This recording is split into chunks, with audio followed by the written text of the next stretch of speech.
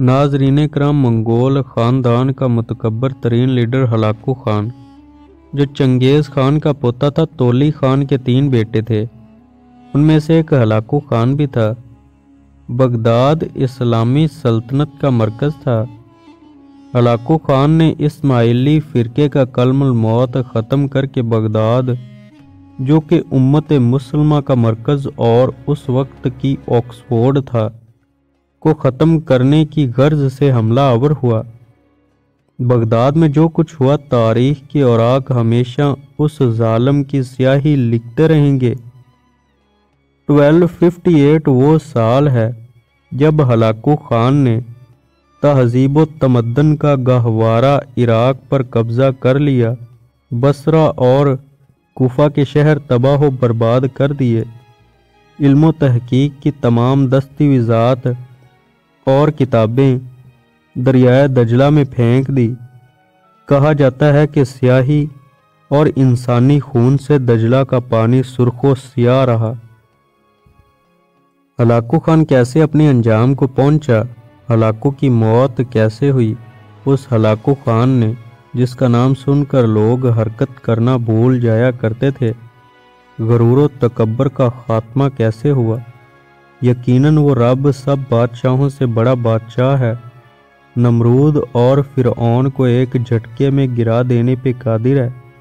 उसके लिए हलाकू खान को गिराना कौन सा मुश्किल है। हलाकू खान की जालिम फौज एक बस्ती पे हमला आवर हुई। ये सन 1258 और 12 फरवरी का दिन था। फौज ने लोगों की सफ़बंदी की और कतार दर कतार लोगों की गर्दनें उड़ाना शुरू कर दी। हलाकू अपने घोड़े पे ये मंजर बड़ी दिलचस्पी से देख रहा था। अचानक उसकी नज़र बूढ़े पे पड़ी, जो मौत के खौफ से थर थर कांप रहा था।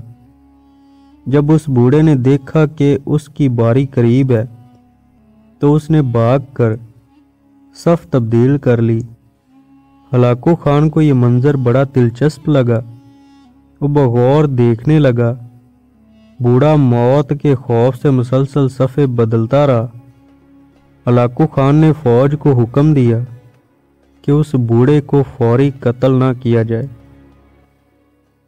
वो देखना चाहता था बूढ़ा कब तक उसकी हैवानियत से बचता है।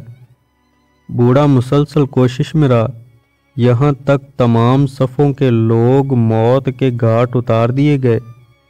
हलाकू बूढ़े के सर पे अपना गर्ज लहराता हुआ पहुंचा। पूछा कि तुम बचने की कोशिश क्यों कर रहे थे, जबकि आज तुम्हें मुझसे कोई नहीं बचा सकता। बूढ़े ने मुकम्मल यकीन से ज़मीन व आसमान के मालिक खुदाए बुजुर्ग बरतर की तरफ उंगली से इशारा किया और कहा, वो चाहे तो बचा सकता है। हलाकू ने कहका लगाया और अपना गर्ज उठाया ताकि बूढ़े को बता सके कि इसे आज कोई बचा ना पाएगा। इधर मुल्कुल मौत भी पहुंच चुका था। गर्ज हलाकू के हाथ से गिरा। वो अपना गर्ज उठाने के लिए झुका, मगर इस दौरान घोड़े पर तवाज़न बरकरार न रखते हुए गिर पड़ा। गिरा ऐसे कि एक पांव घोड़े में अटक गया। घोड़े ने दौड़ लगा दी। अब हलाकू का सर जमीन से रगड़ खा रहा था और पत्थरों से रगड़ खाता हुआ अपने अंजाम की तरफ रवां दवां। फौज ने बहुत कोशिश की घोड़े को रोकने की, मगर नाकाम ठहरी। जब घोड़ा रुका तो उसके साथ ही जुल्म बर्बरियत के उस ओहदे का खात्मा भी हो गया। हलाकू खान का सर मुसलसल रगड़ खाने से ख़त्म हो चुका था।